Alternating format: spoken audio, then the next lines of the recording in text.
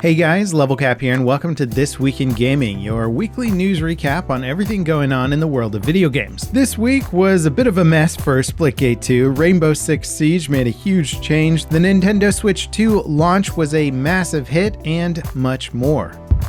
Splitgate 2's marketing leading up to launch has been a bit confusing to players, and this week they made some waves, though maybe not the kind of waves they wanted to. The original Splitgate was a tight-knit arena shooter, and the sequel is, well, kind of a hero shooter. They refuted this definition, calling it a faction shooter, whatever that actually means, and most recently they released a narrative cinematic teaser ahead of the big Summer Game Fest reveal, leading players to speculate that the game would offer a narratively driven campaign. Instead, their big announcement kind of just looked like Splitgate Battle Royale. Things came to a bit of a head at the Summer Games Fest when the studio's CEO, Ian Prolix, took stabs at some established franchises like Call of Duty for making multiplayer FPS genres, quote, tragically stale. Ironically, Splitgate 2 also launched with a $140 cosmetic bundle that was discounted to $80, which drew extreme criticism from the players for being so expensive. The price has since dropped to $40. And ironically, the pricing was apparently left over from the game's former head of monetization, who was a former Call of Duty developer. Currently, the game is sitting at mixed reviews on Steam, with most criticism directed at the aggressive monetization and the Battle Royale mode feeling tacked on and unwanted by fans of the original game. Taking a step back, the original Splitgate was highly successful for an extremely short period of time, so I can understand why the developers would want to pivot away from their original design concept into something like a Battle Royale that might have more staying power, but we'll just have to wait and see what happens.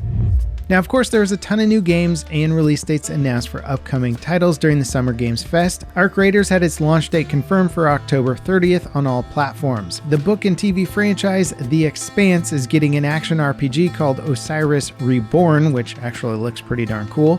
Popular boomer shooter Ultra Kill got its next major update that will introduce its next set of levels called Fraud, and they look absolutely mind-bending. There were two major announcements from the devs of Atomic Heart. They announced a sequel called Atomic Heart 2 and an MMO multiplayer shooter experience called The Cube, set on, well, a giant floating cube that is constantly shifting the terrain around like a massive Rubik's Cube. Finally, Capcom revealed their next Resident Evil game, Requiem, for launch next year that'll feature both a first and third person perspective option. Tons of other games were of course shown off, but those were kind of my highlights. Rainbow Six Siege has transitioned into a totally free-to-play game called Rainbow Six Siege X. The X update offers overhauls to the game's visuals, sound, operators, models, and maps. However, the game does offer two paid editions to unlock more operators and ranked mode. Elite Edition is $20 and unlocks ranked play and 16 operators. The Ultimate Edition is $40 and unlocks 52 operators in addition to ranked mode and 4 operator cosmetic bundles. The Nintendo Switch 2 is proving to be a huge hit. Its launch this week sold 3.5 million units, making it Nintendo's fastest selling console ever. Obviously, long term, we'll see if those numbers can hold up to the original, which sold a staggering 152 million units since its launch. That's a tough act to follow, especially as the market for handheld consoles gets increasingly competitive with things like the Steam Deck and Xbox partnership with ROG for their Ally portable Xbox device.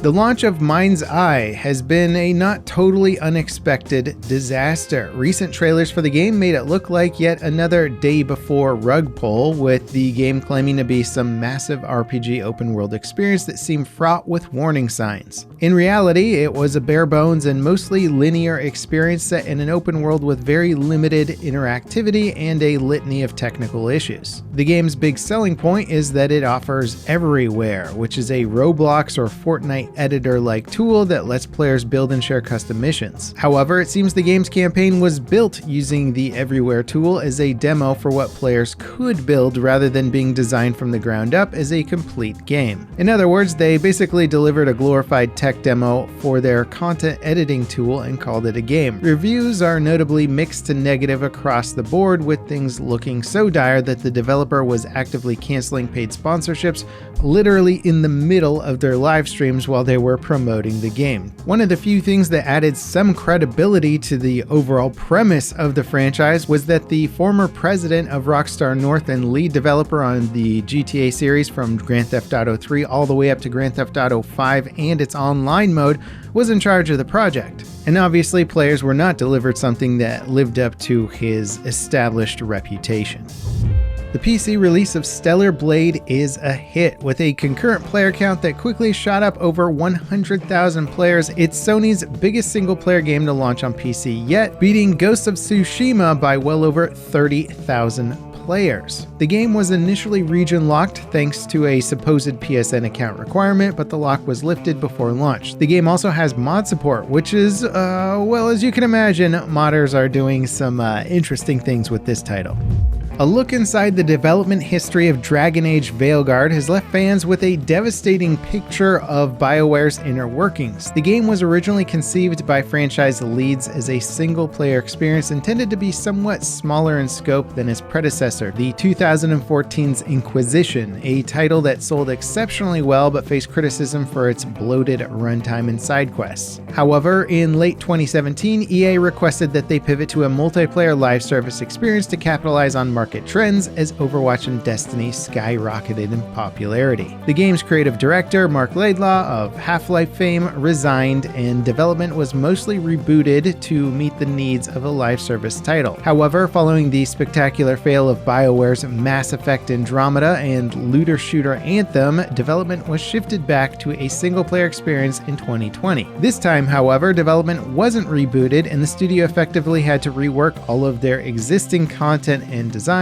from a live service experience into a single-player one. There was also concerns about the game's tone that forced rewrites of dialogue, and the studio couldn't get new voice acting work done due to the voice actors' strike. Ultimately, it was a shock that what players finally received was even playable, and its shortcomings seem pretty obvious now through the lens of hindsight, but it helps explain much of the game's uneven tone, less impactful player choices, and overall inconsistency.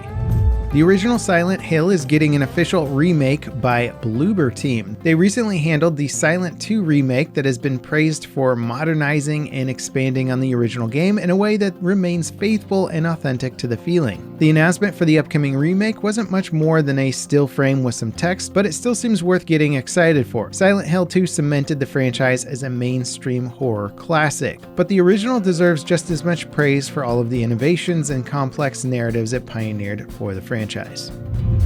In other remake news, Metal Gear Solid Delta Snake Eater is getting a new online mode called Fox Hunt. It will essentially be a multiplayer game of hide and seek with some players trying to sneak past each other. It offers direct PvP combat, but the emphasis is more on utilizing the game's camo and stealth mechanics to avoid combat if possible. The Metal Gear franchise has dabbled in multiplayer here and there over the years, notably with various iterations of Metal Gear Online that offered competitive PvP modes. Fox Hunt is specifically a departure from Metal Gear Online, but it sounds like it's playing to the game's core strengths, so it'll be interesting to see how it pans out. Dune Awakening's official launch boosted the game's concurrent player count to nearly 150,000 players. It was available a week early for pre-order customers and peaked at around 117,000 concurrent players until the wide release for all owners dropped. Reviews have stayed very positive as well. Players mostly seem happy with the game, but point out some technical issues, and the endgame being mostly PvP focused as areas that the game could improve on. And that wraps it up for today's episode of This Week in Gaming. If you enjoyed it, don't forget to drop me a like, subscribe for more news content like it, and also check out this video on Cleared Hot. This is actually a friend of mine making a game from basically my childhood. I played the Strike series on Sega all the time, and this is an incredible reimagining of that series. As always, guys, thanks for watching, and I'll see you next time. This is Level Cap signing off.